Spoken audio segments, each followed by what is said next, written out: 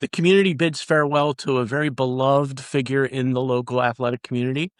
I'm Joe Shaw. This is 27 Speaks Behind the Headlines. It's our weekly opportunity to talk about the week's headlines in the Southampton Press, the East Hampton Press, the Sag Harbor Express, and at 27east.com. I am a consulting editor at the Express News Group, and today I'm joined by Drew Budd, who is our sports editor, staff writers Jack Motz and Cailin Riley, and our editor-in-chief, Bill Sutton. But I'm going to start with Drew Budd, our sports editor. Hey, Drew, how you doing? Hi, Joe. How's it going? So it's unusual for us to take time on a podcast to talk about a feature obituary, but Mike DeRosa wasn't just anybody who passed away this past week. It's very clear that his death, he's actually been in everybody's thoughts for a long time now, and his death this past week of glioblastoma really touched a lot of people in the community, didn't it? Yes, and it's very rare for us to have a sitting school official too. I would say pass in the manner that he did, and very very like you said, beloved figure.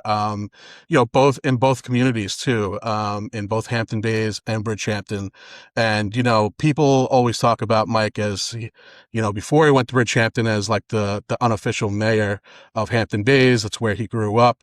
But he very quickly became very much that in the Bridgehampton community too, not just the school community, but, the community overall. And, I think that's what he's going to be missed, the most for is, what he did for, not just athletes in Bridgehampton, but, students as well. And, the doors that he opened for them and, everything else that he did as well. Hampton Bays is really, we lost Rick Mortel and now Mike DeRosa. That's two very, very tough. Two back to back. I mean, I think they Yeah, might have been a week apart. So just, thoughts go out to everybody in Hampton Bays and, two huge figures, that are going to be really sorely missed. and both really part of the athletic community as well. Of Talk talk, course. talk about Mike DeRosa. Who was he? Why was he so important to these two communities? Yeah. So, when Mike graduated from Hampton Bays in 2002, which is the same year that I graduated from Patrick Medford High School, and we had very similar, I guess you could say, life experiences, and we connected on more than just a professional level. And he graduated there. I believe he played 4 different sports at one point. He could have played multiple, sports in colleges. He went the baseball route. And he did a lot of things on the athletic field there, but he was just widely popular. It was just the way that his nature was. Everybody connected with him.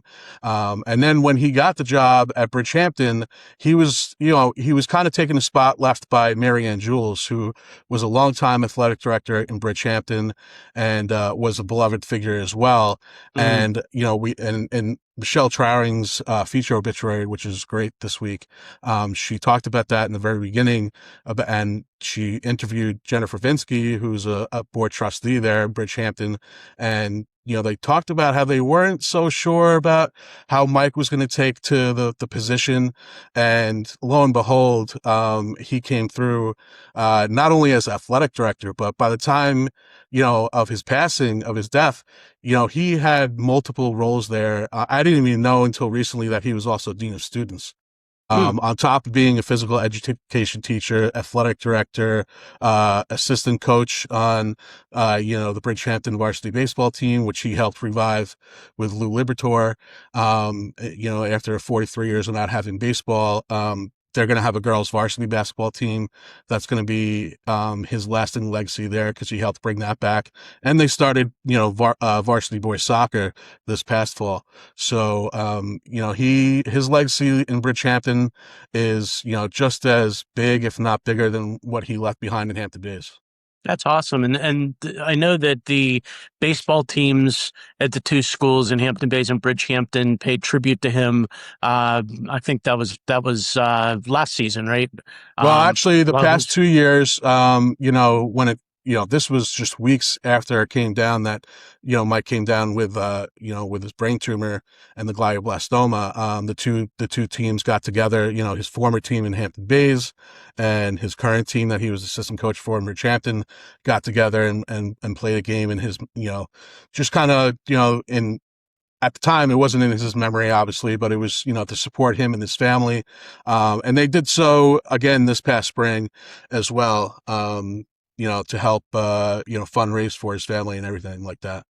It's worth pointing out too. I mean, it's a sad part of the story, but he actually fell ill in school, right? And Yes. students actually got him help.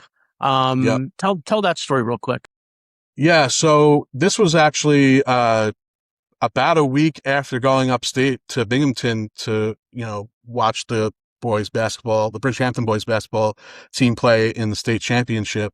This is when he fell ill during, teaching a phys ed class, and, he lost his ability to speak.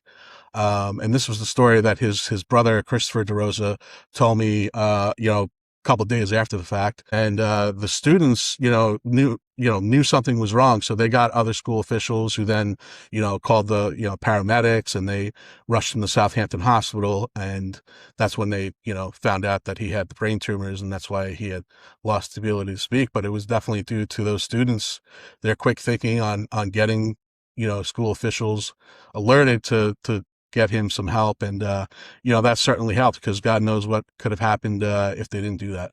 Absolutely. It really made his illness a community incident, though. A lot of people really cared and took close care of him, and had a chance to Hmm. sort of talk with him and share time with him as he battled this.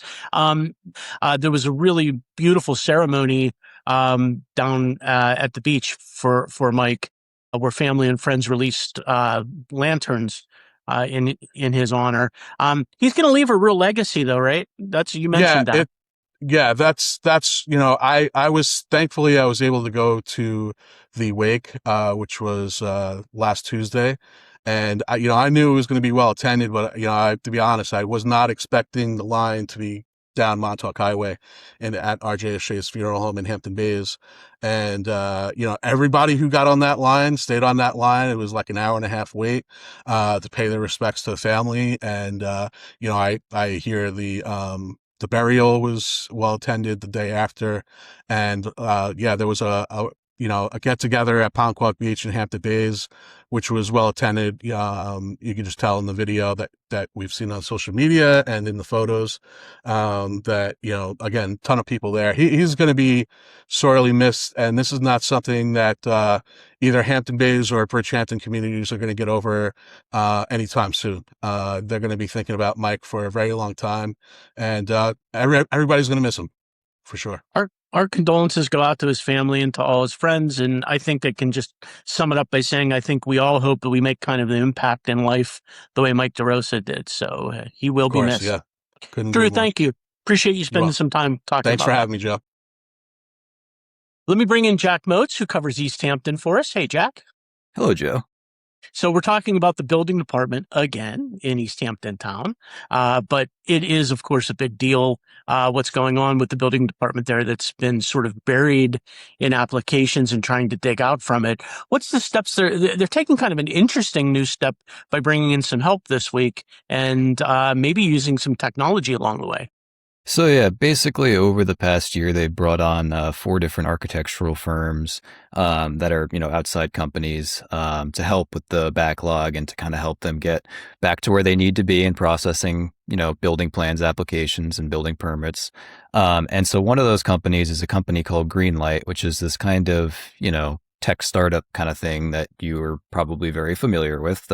And they, they use AI in their review processes. Importantly here, they always have human eyes on any application that comes through. But really, what they're doing is they're reviewing building plans applications. So it gets sent into the town, right? It goes through the building department, and then the building department sends it to one of these four outsourced companies. One of them is Greenlight, and they use kind of AI to basically flag issues with the plans application, which, hasn't been perfect. I mean, anyone who knows anything about AI knows that it is very susceptible to issues. And, I don't really use AI. I don't really like AI, but, they call them, they call them hallucinations, right? In Yeah. quotation marks. AI is susceptible to hallucinations. And so basically, I spoke to a couple people in the building industry in the town and this company this week. And pretty much from the building industry, what you'll hear is pretty consistent, that this could be a solution, that this could help with combating the backlog and looking into the future. But it is susceptible to issues, right? So, for example, the town has this 100-point checklist that they've spoken about, and it's kind of been subject to scrutiny and controversy, but basically it's kind of big things that the town looks for on building plans applications, right? It's kind of New York State Code, Easthampton Town Code. But the problem is you have so many things that are within New York State Code and the Easthampton Town Code that you can't possibly put them on every application, And right? I'm guessing a lot of it is interpretation too, which AI might not be very good at. Sure. Yeah. So, if it's flagging things that really don't need to be on a building application, which is what some of these builders are saying, it's saying stuff that, has to do with, I think, one of the people I spoke to, John Tarbert, was talking about, it flags stuff with the electrical boxes, right? But you don't really have the information on the electricity in a house until you've hired an electrician, which hasn't really happened by the time, the application is submitted to the building department, right? That's something that you do at the end. So, that's pretty much what you'll hear. That's what I heard from the building industry and from the town. I mean, it's susceptible to issues and it's susceptible to mistakes, but, if it's something that can, bring a lot of hours of human work down to a very short amount of human work, then, they're open to exploring that as a solution. I suspect the key here is, with so many things where AI gets involved, is there has to be a human reviewing all of the work that the AI does as part of that, right? Yeah, exactly. So that's one of the things that Greenlight told me, is that they have their own licensed architects who, they developed this software. It's their native programming, which is interesting.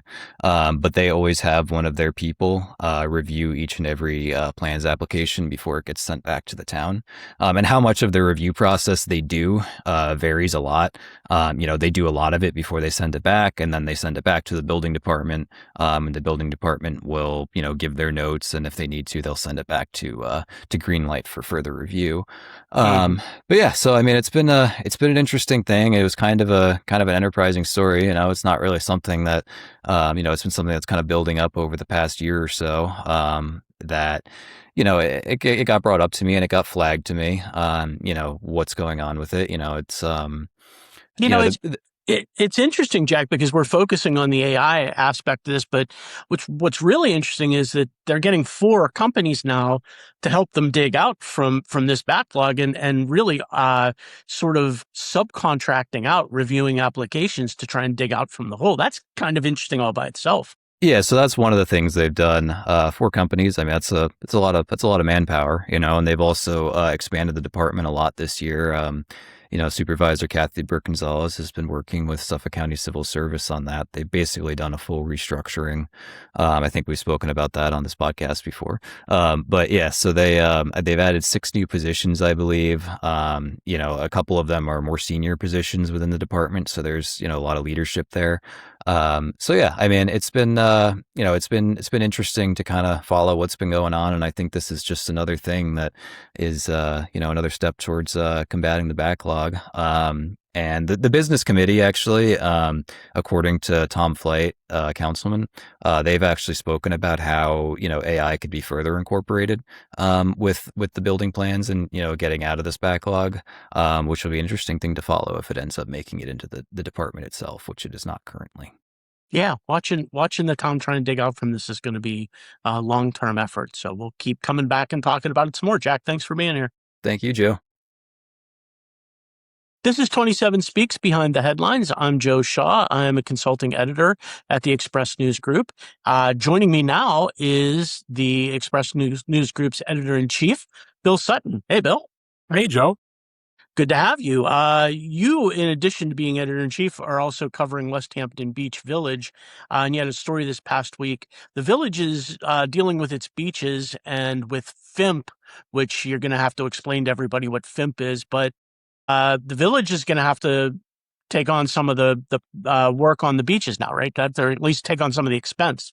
Well, the cost, and it'll be property owners, not just the village, but the village will help to work that out. So basically, FIMP, people have heard about FIMP for decades. At one point it was the Fire Island to Montauk Point beach nourishment study. Now it's the Fire Island to Montauk Point nourishment plan and maintenance plan.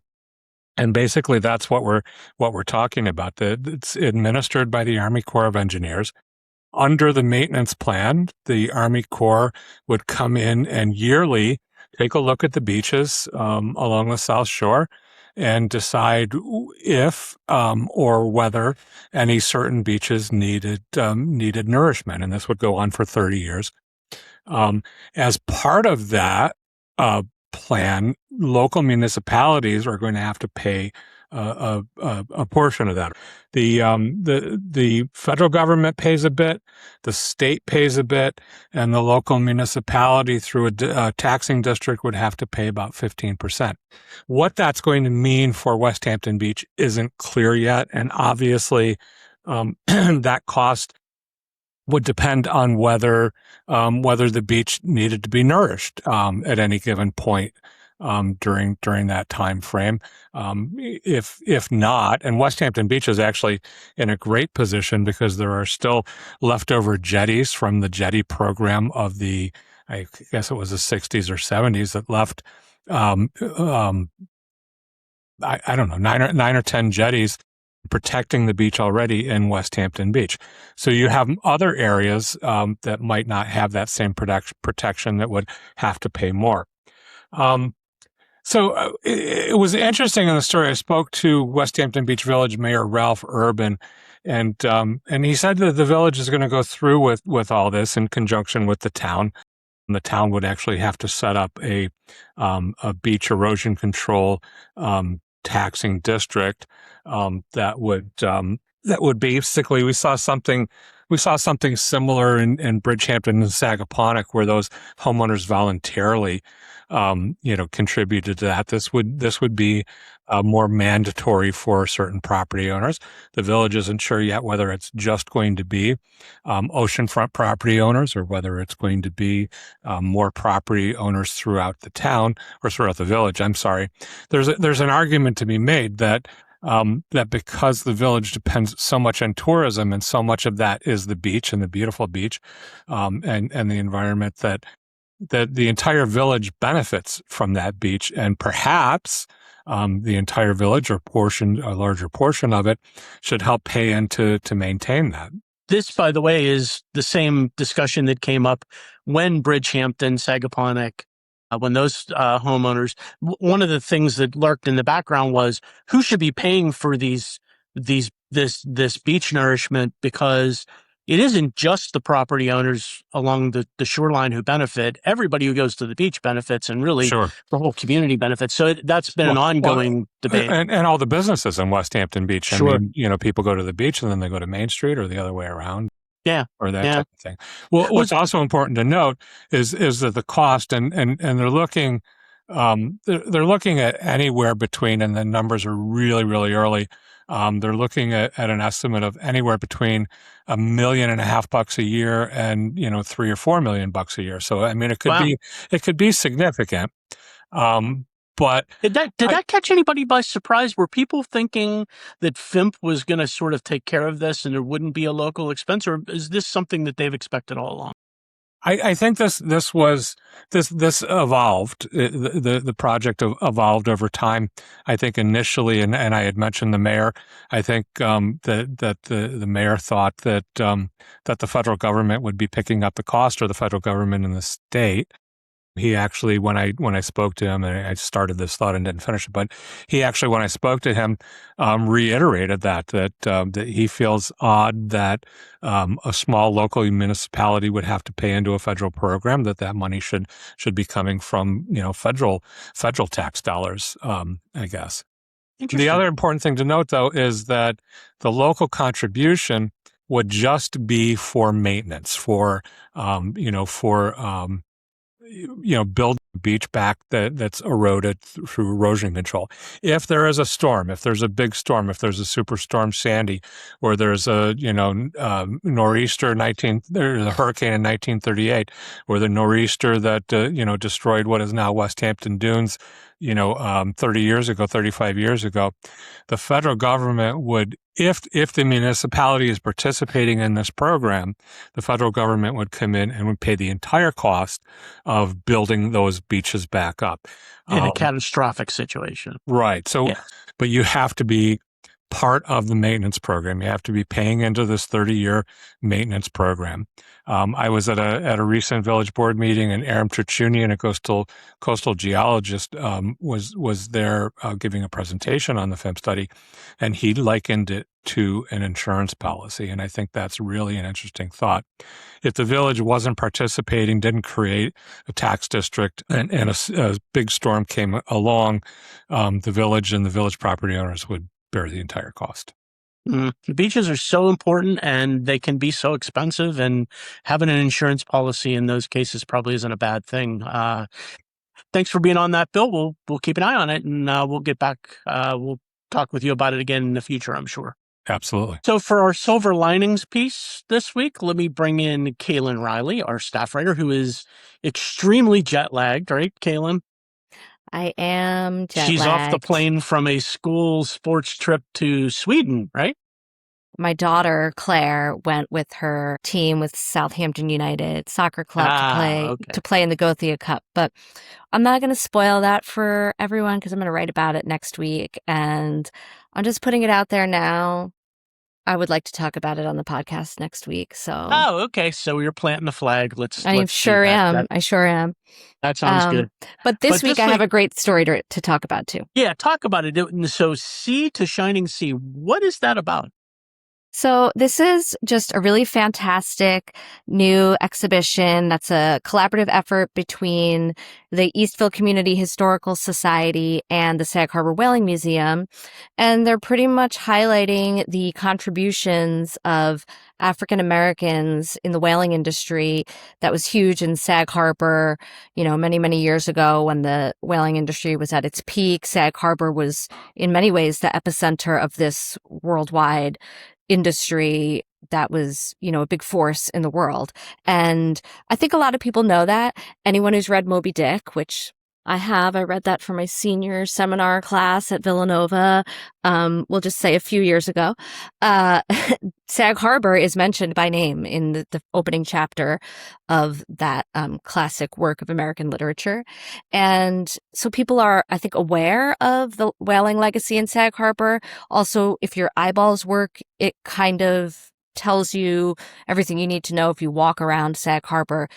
The whaling aesthetic is pretty obvious, but what a lot of people don't know is the really key role that many African Americans from Sag Harbor played in the industry itself. And so this exhibition is addressing that, and it's really, really special.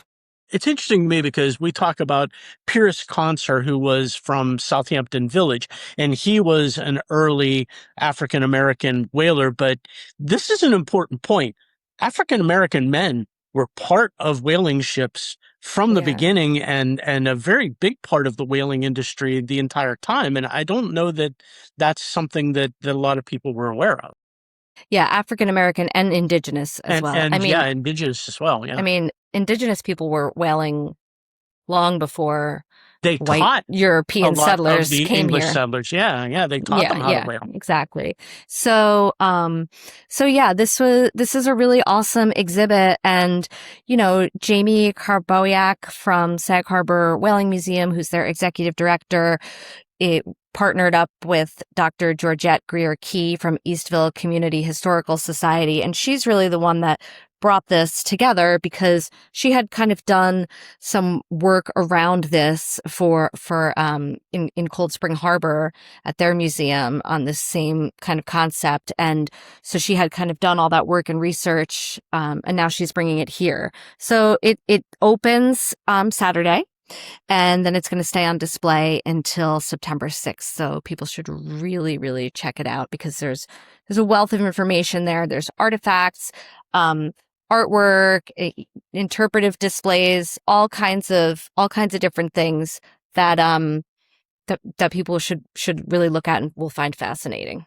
I think it's fun because this is the 250th anniversary of America. Obviously, it's got a lot of us looking backwards in a lot of ways at our history, and Sag Harbor has such a history that this is just an amazing part of it. Thanks, Cailin. Make sure you get some sleep this week. We need you to catch up. I'll do on my your best. Sleep.